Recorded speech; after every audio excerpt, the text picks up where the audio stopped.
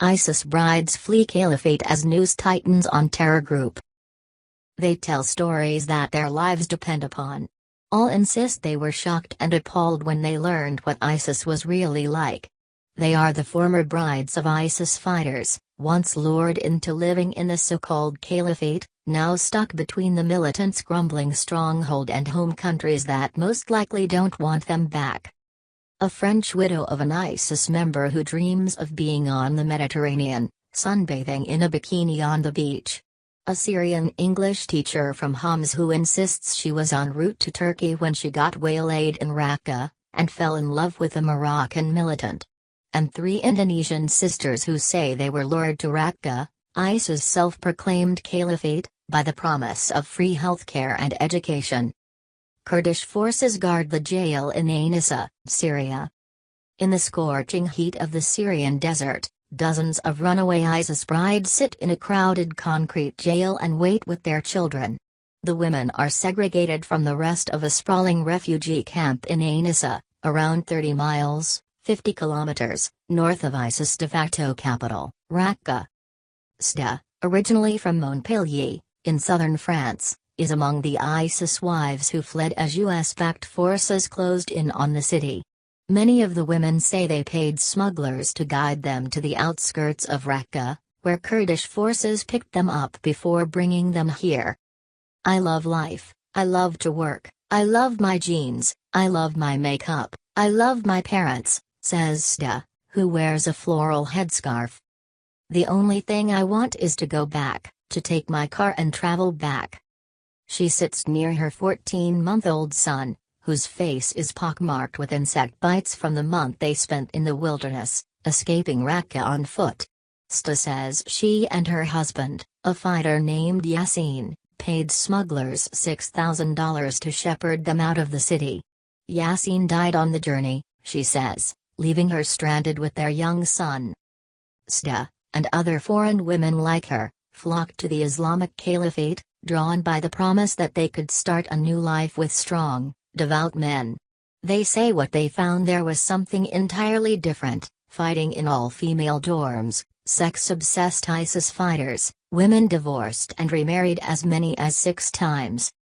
The French woman recalls arriving in Raqqa and swiftly being placed in a women's dormitory, a Madafa she calls it, where new female arrivals waited to be selected by ISIS fighters.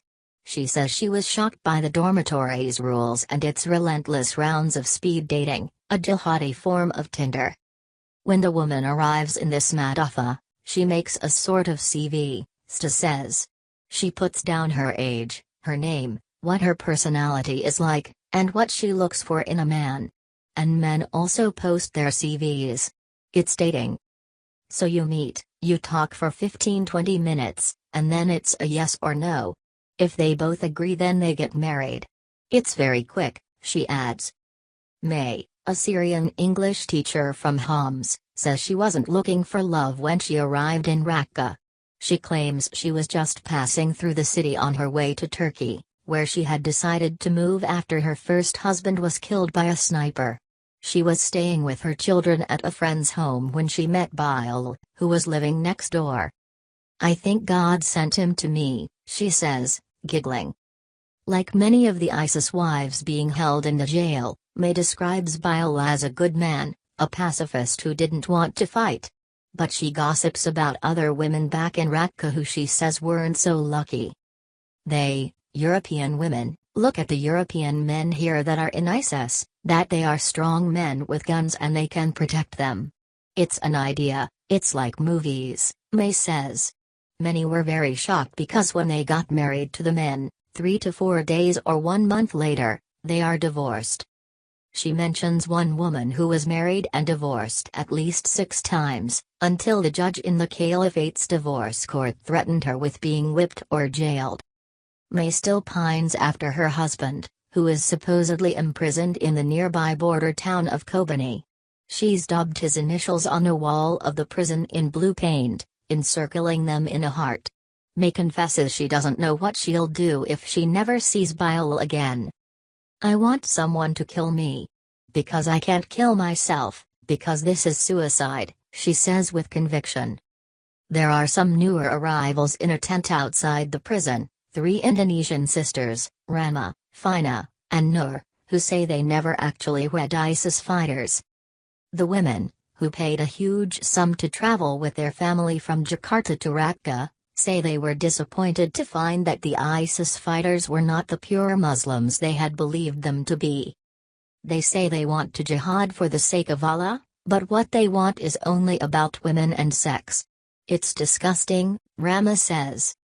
I heard if they marry a widow they will get $1,000, Fina adds. They ask me to marry in the morning and they want the answer from the night. Noor says she was most shocked by the infighting in the all-female dorm. The manner of the women inside the dorm is very different, it is very far from Islam, she says. They have a harsh manner, gossiping, shout at each other, backbiting, and fighting between the women. Oh, I was very surprised.